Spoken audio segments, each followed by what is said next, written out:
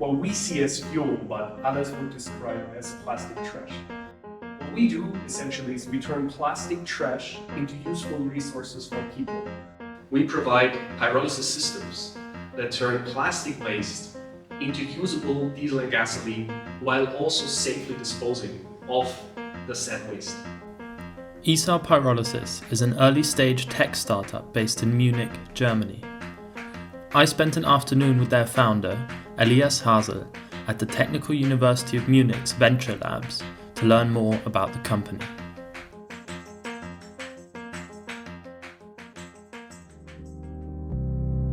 The best thing you can do is to be exceptionally good at something. Action produces information. Startups are like sharks. If they stop swimming, they die. Everyone's wrong. No matter who you are, everyone's wrong some of the time. Not because they are easy, but because they are hard. The doers are the major thinkers. Complaining is not a strategy. Keep looking and don't settle.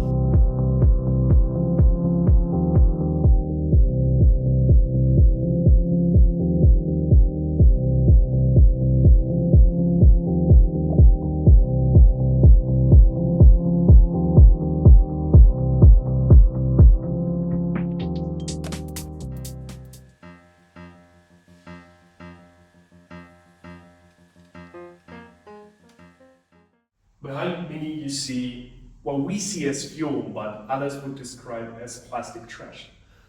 And what we do essentially is we turn plastic trash into useful resources for people.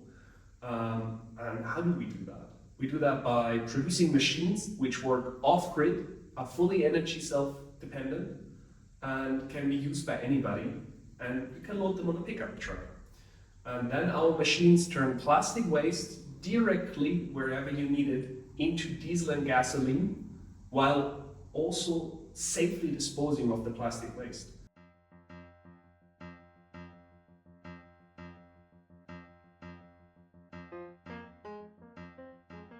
As a chemist, I would say it's the story of ingenuity, of showing how much humanity has advanced and how little we cared of actually taking care that our advancements don't fuck us over. Plastics, I think, is one of the greatest achievements of humanity. But at some point we lost touch to actually how we handle things. Just think about planned obsolescence.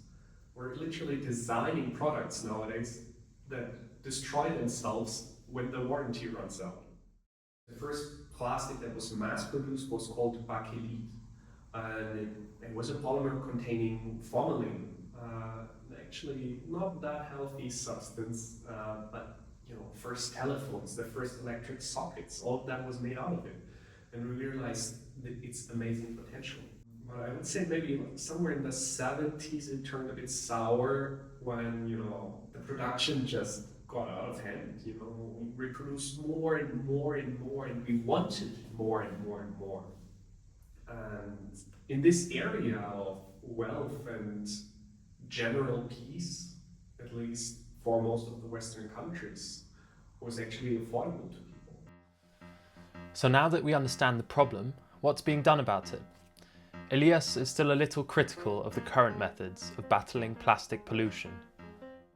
I would say there are a lot of NGOs and just some people clean up projects, which clean up rivers, which clean up just the environment itself.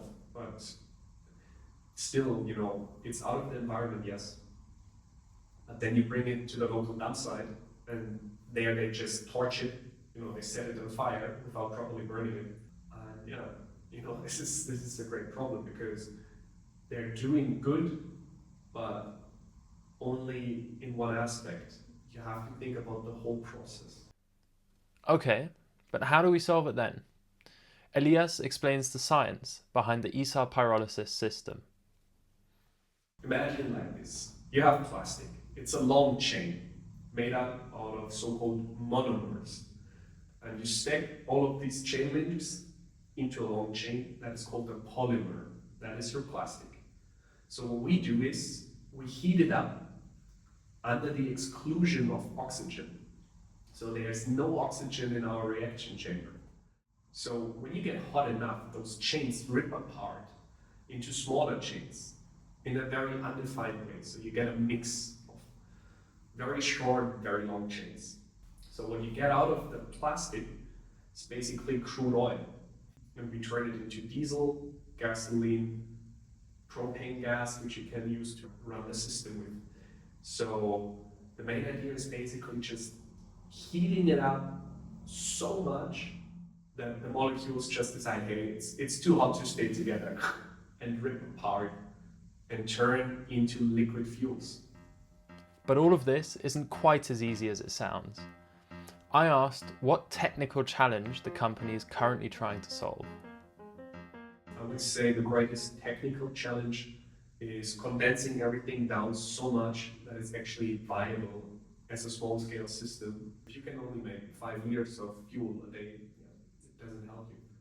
But we're aiming for around 100 liters a day. So that equals around to 100 kilos of plastic waste. So you have very high throughput in a small system. It's a good one. What's just the coolest thing about your invention? I would say the process itself, just to imagine you have, here behind me, right? And you have this shredded plastic, and all of a sudden you run it through the machine and you end up with clean fuel. I mean, this is just, to me, still so crazy to imagine that you turn waste into a resource.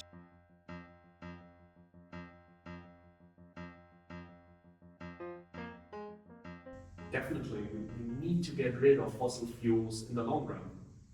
But we cannot make the people who already suffered the most from our industrialized nations, we cannot make them carry this burden.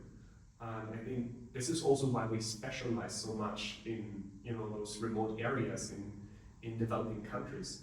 Because the developed countries, they have better ways to deal with plastic waste. But for people in those areas, the CO2 emissions of bringing that waste to a proper recycling facility is already more than the fuel that you would burn when you turn it into, with pyrolysis, turn it into plastic fuel. It's just the remoteness and the lack of infrastructure, plus all the negative aspects of the plastic lingering there, being burned, being slowly disintegrating into microplastics. And this is just the pros and cons.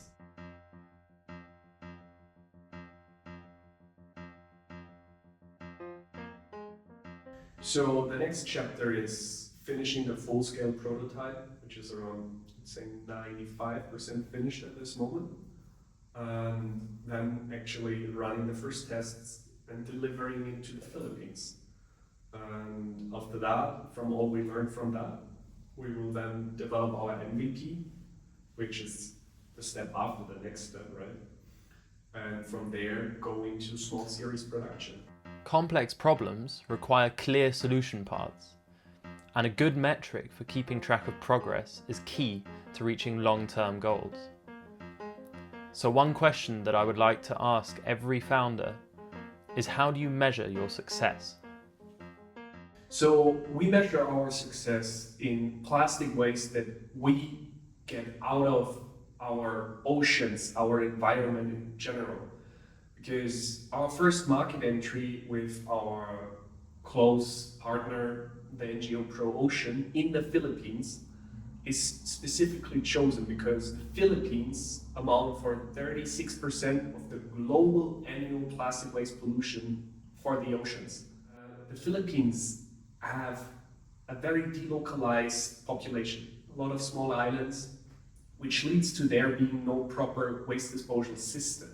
And what we want to do in the next around 10 years, we want to have at least 1,500 systems operating in the Philippines, because with that number, we could reduce these 36% to zero.